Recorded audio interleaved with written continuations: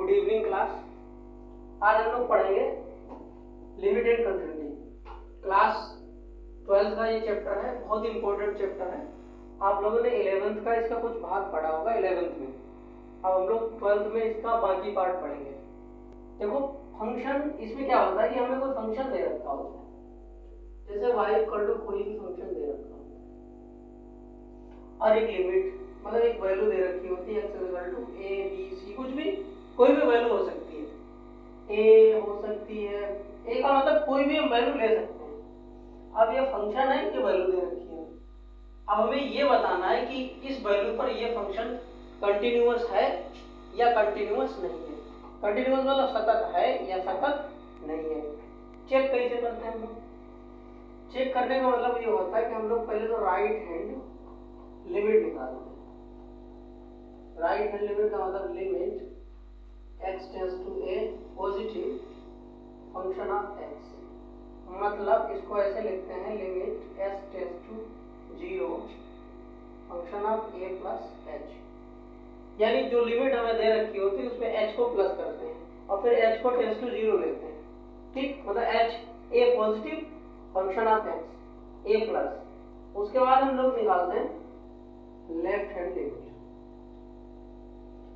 ये होता है limit x tends to a fx, negative limit s tends to 0 function of a minus h।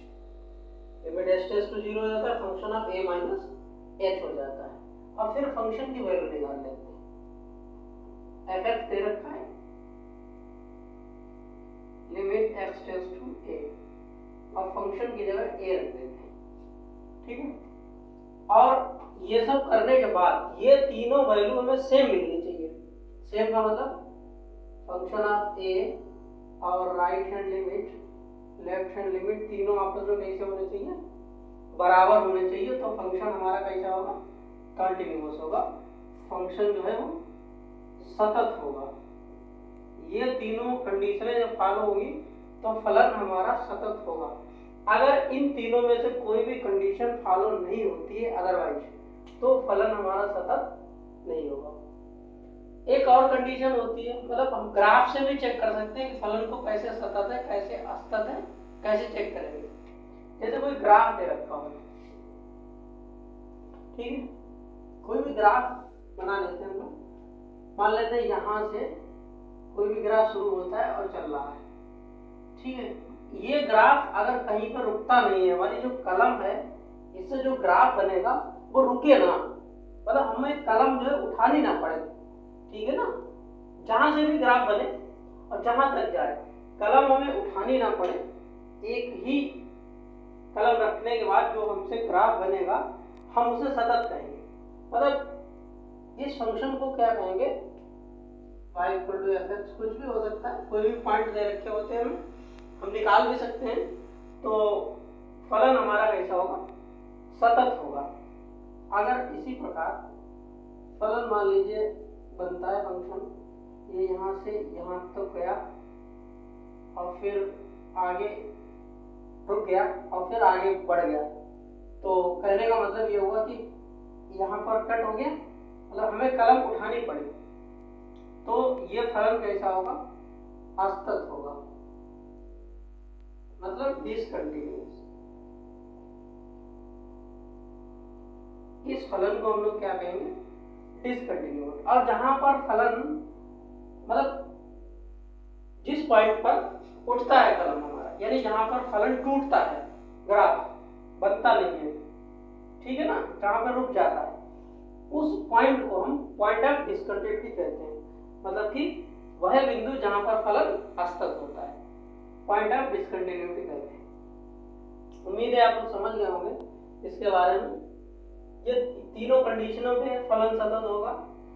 Graph से check कर सकते हैं हम लोग, ठीक है। अगर ये तीनों में से कोई भी एक कंडीशन फॉलो नहीं होती है तो फलन हमारा असतत होगा, सॉरी हाँ असतत होगा। अगर तीनों कंडीशन फॉलो होती हैं तो सतत होगा। ठीक, आगे देखिए क्वेश्चन करते हैं।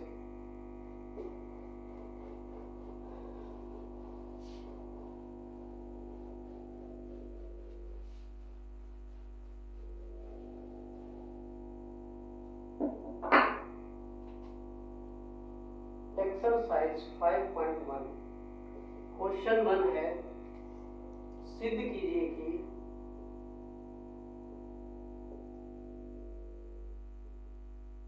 कि फलन f(x) में दे रखा है 5x माइनस 3 और x की वैल्यू 0 माइनस 3 और 5, x बराबर 0 माइनस 3 और 5 पर फलन सतत है। चेक करते हैं हम लोग सॉल्यूशन में। फंक्शन में क्या दे रखा है, x equal to 5x minus 3। पहले तो हम इसकी जो लिमिट है x इक्वल टू 0 ले लेते हैं और limit x tends to 0 function of x 0 रख देंगे, 0 माइनस 3 मतलब हो गया माइनस 3। ठीक, अब हम लोग राइट हैंड लिमिट चेक करते हैं। Right hand limit function of क्या लिखेंगे हम लोग, 0 प्लस 0। ठीक है, लिमिट 0 प्लस 0 का मतलब जो भी लिमिट होगी, ठीक है ना, और उसमें हम कोई भी फंक्शन जोड़ते हैं। तो 0 प्लस 0, जैसे मान लीजिए फंक्शन हमने h जोड़ा तो h टेंड्स टू 0 लेना पड़ेगा। ठीक है ना, फंक्शन ऑफ। अब रख देते हैं हम लोग फंक्शन fx की जगह पर 5 0 प्लस h माइनस 3। अब लिमिट लगाते हैं, ये तो 0 हो जाएगा, 0 प्लस 0 ये 0 हो गया, बचेगा क्या माइनस का 3। अब हम लोग लेफ्ट हैंड लिमिट चेक करते हैं। लेफ्ट हैंड लिमिट चेक करने का मतलब function of 0 minus 0 limit h tends to 0 function of 0 minus h रख देते हैं। लिमिट h टेंड्स टू 0 क्या है फंक्शन हमारे पास 5 0 माइनस h और माइनस 3 रखो है लिमिट, ये तो 0 हो जाएगा, 0 से मल्टीप्लाई करेंगे क्या बचेगा माइनस 3। हम कह सकते हैं तीनों वैल्यू हमारे पास बराबर आ गई, मतलब राइट हैंड लिमिट और लेफ्ट हैंड लिमिट और function of minus 0 function of 0, ये तीनों आपस में बराबर है। इसलिए हम इसको क्या कह सकते हैं, x बराबर 0 पर फलन सतत है। ठीक, दूसरा चेक करते हैं x इक्वल टू माइनस 3। ठीक है, आगे इसको नोट कर लीजिए, हम इसी में करेक्शन करेंगे। आगे करते हैं, अगली बार हम x इक्वल टू माइनस 3 लेंगे तो माइनस 3 ले लेते हैं, 0 की जगह पर हम माइनस 3 रखेंगे तो 5 दिया ये माइनस का 15 और ये हो जाएगा माइनस का 18।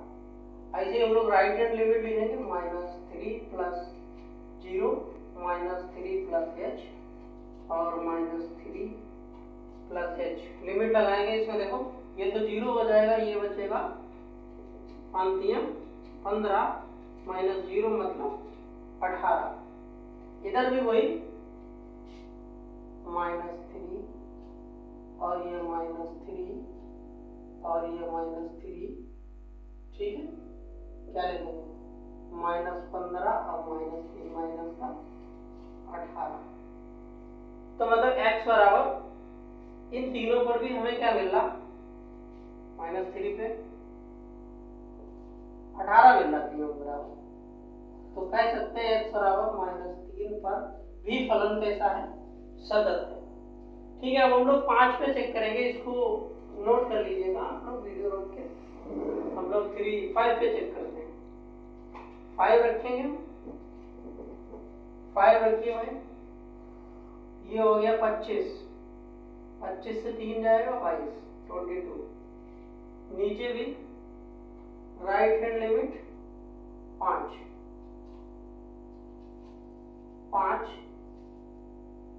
और 5 पंजे 25 माइनस 3 22। इधर भी चेक करेंगे हम लोग, माइनस का 5 माइनस 5 प्लस 5 सॉरी 5 और 5 और ये 5, 5 पंजे 25 माइनस 3 22 22। तो इसको भी चेक करेंगे 5 पे वही लिमिट हमें 22 नंबर को मिल रहा है वैल्यू किस पर x इक्वल टू 5। तीनों पे चेक कर लिया हमने, तीनों पर फलन हमारे पास कैसा मिला, हमें सतत मिला। क्वेश्चन में यही कह रहा था कि फंक्शन जो है वो सतत होना चाहिए। ठीक है, उम्मीद है आप लोग समझ गए होंगे क्वेश्चन। अब हम लोग अगला करते हैं, क्वेश्चन नंबर 2 करते हैं इसको।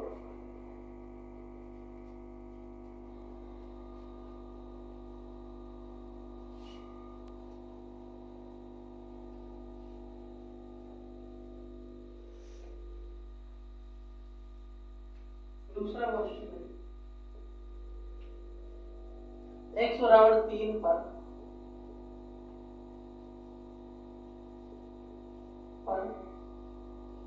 फलन fx बराबर दे रखा है 2x स्क्वायर माइनस 1 के लिए सत्यता की जांच कीजिए। सत्यता की जांच, सत्यता की जांच का मतलब वही है, हम लोग राइट हैंड और लेफ्ट हैंड लिमिट निकाल के चेक करेंगे। अगर ये फंक्शन कंटिन्यूअस है तो सत्यता की जांच हो गई, मतलब फलन सतत है, नहीं तो वो असतत है, डिसकंटिन्यूअस। अब हम लोग क्या लेंगे, fx हमें क्या दे रखा है 2x स्क्वायर माइनस 1, तो हम लोग 3 निकालेंगे पहले तो फंक्शन की वैल्यू। ठीक है, 2 9 18 माइनस 1 17। ठीक है, 17। अब राइट हैंड लिमिट चेक करते हैं। राइट हैंड लिमिट क्या लिखेंगे, 3 plus 0 limit s tends to 0 function of 3 plus h रख दीजिए।